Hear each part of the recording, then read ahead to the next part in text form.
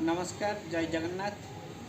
आज शुभ कामना मु आपण मानक किसी आज एत बड़ संक्रांति होगी महाशिवरात्रि जो आज एत बड़ पुण्य दिन में मुझे आज बहुत सारा मंदिर को जाऊँ बुलूँ मंदिर में देखू के कौ मंदिर के सजा है।